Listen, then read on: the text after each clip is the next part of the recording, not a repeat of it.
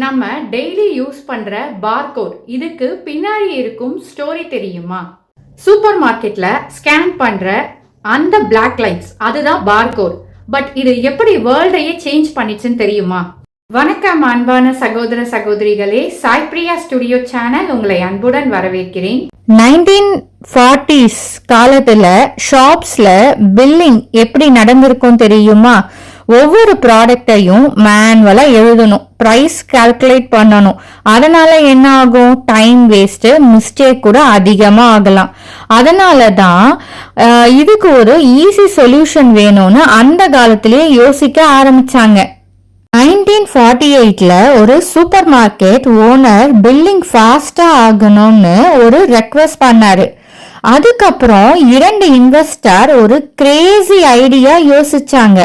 நம்ம லைன்ஸை யூஸ் பண்ணி டேட்டா ஸ்டோர் பண்ணலாமே அப்படின்னுட்டு. அந்த சிம்பிள் ஐடியா தான் இன்று உலகமே யூஸ் பண்ணும் பார்கோடா மாறிடுச்சு. அந்த டைம்ல ஃபர்ஸ்ட் டிசைன் என்ன தெரியுமா? ஸ்ட்ரெயிட் லைன் இல்ல, ஒரு இலக்கு மாதிரி வட்ட வடிவ டிசைன். ஏன் தெரியுமா?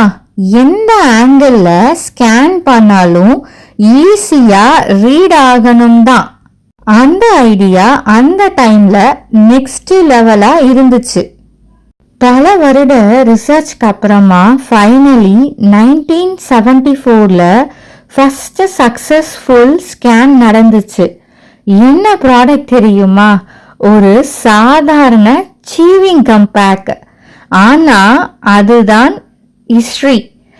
உலகிலேயே ஃபர்ஸ்ட் பார்கோட் ஸ்கேன் ஆன ப்ராடக்ட் அந்த சீவிங் கம் தான். அதுக்கப்புறம் என்னாச்சுன்னா சூப்பர் மார்க்கெட்ல ஒரு பெரிய ரெவல்யூஷன் ஆரம்பிச்சிருச்சு. பில்லிங் ஸ்பீட் அதிகமாச்சு, எரர் குறைஞ்சிருச்சு, இன்வெஸ்டர் ட்ராக் பண்ண ரொம்ப ஈஸியா ஆயிடுச்சு. இப்போ சொல்லுங்க, பார்கோட் இல்லாம ஷாப்பிங்கா? இமேஜின் பண்ண முடியுமா? இருக்கும் பார்கோட் ஆனா உலகத்தையே சேஞ்ச் பண்ணிடுச்சு. இந்த மாதிரி ஹிடன் ஸ்டோரிஸ்க்கு சாய் பிரியா ஸ்டுடியோ சேனலை லைக், சப்ஸ்கிரைப் பண்ண மறக்காதீங்க. தேங்க்ஸ் ஃபார் வாட்சிங். இதே மாதிரி ஒரு நல்ல தகவல்ல மீண்டும் உங்களை நான் சந்திக்கிறேன். நன்றி, வணக்கம்.